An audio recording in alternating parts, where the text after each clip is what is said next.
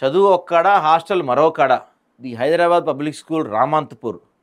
Hyderabad public స్కూల్లో చదువులు సాగేదెలా? SC ST పిల్లలంటే అంత చులకన?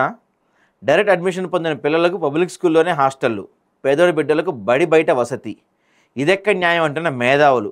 1వ క్లాస్ చదివేటోడు 5-6 కిలోమీటర్లు ఎలా వస్తాడు? బడికి వెళ్ళే కష్టం అంటే బస్సు ఆటో ఎక్కేదెలా?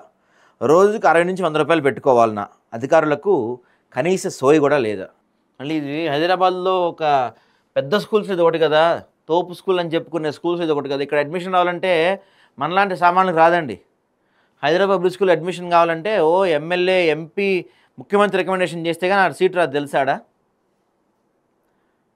భారతదేశానికి స్వతంత్రం వచ్చిన మాట నిజమే, కానీ అది కొందరికేనా అనే అనుమానం రాకమానదు. అగ్ర కులాలు, వెనుకబడిన కులాలు, పేద ధనిక అనే భేదాభిప్రాయాలు రాజ్యమేలుతున్నాయి. 100% ఇది ఈ రోజుకి ఉన్నాయి. తెలుసా ఇవి? స్వతంత్ర భారతంలో అందరికీ సమాన విద్య అందేది ఎప్పుడు? రాజ్యాంగం రచించిన డాక్టర్ బాబాసాహెబ్ అంబేద్కర్ ఆశయాలు నెరవేరేది ఎలా? పేదోళ్ల పిల్లలు ఉన్న చదువులు చదివి బాగుపడటం కొందరికి ఇప్పటికీ ఇష్టం లేనట్లుంది. ఎన్నటికైనా అగ్ర కులాల వారే పెద్ద చదువులు చదవాలి, వాళ్ళే గొప్పోళ్ళు కావాలి. అటు ఐఏఎస్, ఐపీఎస్ వంటి ఉన్నత స్థానాల్లో వారే ఉండాలి. ఇటు రాజకీయాల్లో ముఖ్యమంత్రులు, మంత్రులు, ఎంపీలు, ఎమ్మెల్యేలుగా రాజకీయాల్లో వాళ్లే పెత్తనం చెలాయించాలి. మరి ఎక్కడ అట్టడుగులో ఉన్న బడుగు బలహీన వర్గాలు నిలబడాలి? పాలకులు ఎస్సీ ఎస్టీలే, బీసీలంటే ఎందుకంత చులకన? తమ పిల్లలను ప్రైవేట్లో చదివించాలంటే లక్షల్లో ఫీజు కట్టలేక అవేపు చూడడమే మానేశారు. ఇక ఎక్కడో 1-2% ఫ్రీ ఎడ్యుకేషన్ ఉన్న పెద్ద స్కూళ్ళలో అయినా చేర్పిద్దామంటే అక్కడ కూడా అవమానం తప్పట్లేదు. రాష్ట్ర రాజధాని నగరంలో హైదరాబాద్ పబ్లిక్ స్కూల్లో ఉచిత విద్య పొందే అవకాశం చాలా తక్కువ. హెచ్పిఎస్ ఒక ప్రైవేట్ పాఠశాల. ఇక్కడ విద్యార్థుల ఫీజు చెల్లించి చదువుకోవాలి. అయితే కొన్ని సందర్భాల్లో ప్రభుత్వం లేదా పాఠశాల ద్వారా కొన్ని సీట్లు ఉచితంగా కేటాయించబడతాయి. అది కూడా ఎస్సీ ఎస్టీ విద్యార్థులకు మాత్రమే ఈ ఛాన్స్ ఉంటుంది. రామంతపూర్, బేగంపేటలో ఉన్న 2 హైదరాబాద్ పబ్లిక్ స్కూల్స్లో ఉన్న పేద పిల్లలకు విద్యను అభ్యసించే అవకాశం కల్పించింది ప్రభుత్వం. ఎస్సీ ఎస్టీ కులాలకు చెందిన బిలో పావర్టీ లైన్ పిల్లలు 1 నుంచి 10వ తరగతి వరకు ఈ పాఠశాలలో ఫ్రీగా చదువుకోవచ్చు. ఒక జిల్లాలో 2 లేదా 4కి అవకాశం ఉంటుంది. తెలంగాణలోని 33 జిల్లాలకు చెందిన అణగాని వర్గాల పిల్లలు సుమారు 300 మందికి పైగా ఈ పబ్లిక్ స్కూల్లో సీట్లు దక్కించుకున్నారు. అయితే మిగతా 90% పైగా ధనికుల పిల్లలే ఈ స్కూల్లో చదువుతారు. ధనికులే అండి. ఇక్కడ మళ్ళీ ఈ స్కూల్లో సీట్ రావాలంటే అంత మామూలు విషయం కాదు. పెద్ద పెద్ద రికమెండేషన్లు ఉండాలి. ఫీజులు కూడా గట్టిగానే ఉంటాయి. సామాన్యులు ఇక్కడ లోపలికి కూడా రానివారు. తెలుసా? ఈ 2 పాఠశాల చదివే పేద ధనిక పిల్లలపై వ్యత్యాసం ఉంది. డబ్బున్నోళ్ళ బిడ్డకు హై క్లాస్ ఫెసిలిటీ, అక్కడనే హాస్టల్ సౌకర్యం ఉంటుంది. మంచి రూములు, పెద్ద ప్లే గ్రౌండ్, అలా సకల సవలతులు ఉంటాయి. ఇక్కడ పేదవాళ్ళ పిల్లలకు ఫ్రీ సీట్ మాత్రం ఓన్లీ అక్కడ క్లాసులు వింటూ చదువుకోవటం వరకే. వసతి మాత్రం బయట, అది 5-6 కిలోమీటర్ల దూరం వెళ్ళి ఉండాలి.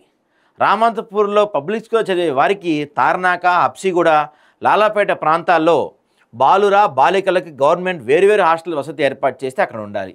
ఇందుకు గాను ప్రభుత్వం 1.53 కోట్లు భరిస్తుందని చెప్పడం ఆశ్చర్యం వేస్తుంది. అంత దూరం నుంచి చిన్నారులు స్కూల్కి ఎలా రావాలి? 1వ తరగతి చదివే బాలబాలికలు అసలు రోడ్డు ఎలా దాటతారు? స్కూల్ బస్సు ఎలా ఎక్కుతారో పాలకులకు తెలవాలి. అయినా వారి బస్సు, ఆటో ఫేర్ ఎవరిస్తారు? రోజుకు, నెలకి, ఏడాదికి ఎంత ఖర్చు అవుతుంది? చదువుకు చారెడు, బలుపాలకు దోష అన్నట్లుంది ప్రభుత్వ పనితీరు. ఫ్రీ సీట్ అని చెబుతూనే మళ్ళీ ట్విస్ట్ ఏంటో అర్థం కావటం లేదు. తాను ఒకటి తెలిస్తే దైవం ఒకటి తలిచి అన్న చందంగా హైదరాబాద్ పబ్లిక్ స్కూల్లో పిల్లలు చేర్పించిన పేరెంట్స్ పరిస్థితి ఉంది. పబ్లిక్ స్కూల్లో అయితే మా పిల్లోడికి ఉచిత విద్య అని పేద విద్యార్థులు తల్లిదండ్రులందరూ చేర్పిస్తే, ఇలా స్కూల్లో కాకుండా ఎక్కడో దూర ప్రాంతాల్లో హాస్టల్స్ పెడితే ట్రాన్స్పోర్ట్ ఛార్జీలు ఎలా? రోజు కనీసం 60 నుంచి 100 రూపాయలు అవుతాయి. అదే నెలకు 2,500. సంవత్సరానికి సుమారు 25 నుంచి 30,000 ఖర్చు అవుతాయి.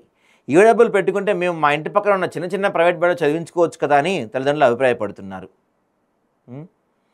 పేద ధనిక అనే తేడా విద్యార్థులుగా ఉన్నప్పుడే చూపిస్తే ఫ్యూచర్లో పిల్లల మధ్య భేదాభిప్రాయాలు నెలకొనే ప్రమాదం లేకపోలేదని పలువురు అభిప్రాయం వ్యక్తం చేస్తున్నారు. ప్రభుత్వం ఖర్చు చేసే డబ్బుతో రామంతపూర్, బేగంపేట, హెచ్పిఎస్లో చదివే విద్యార్థులకు అక్కడే హాస్టల్ వసతి కల్పించాలని, అందరినీ ఒకే దృష్టి చూడాలని, చిన్నారులుగా ఉన్నప్పుడు తేడాలు చూపితే దూర ప్రాంతంలో ఉంచడం సరైనది కాదని ప్రభుత్వ పెద్దలు, అధికారులు సూచిస్తున్నారు. ఇప్పుడు అది కాదండి, ఇది ఉంది. దీంట్లో ఎక్కడైతే ఆ మిగతా వాళ్ళు ఉంటారో అక్కడే వీళ్ళని కూడా ఉంచవచ్చు కదా.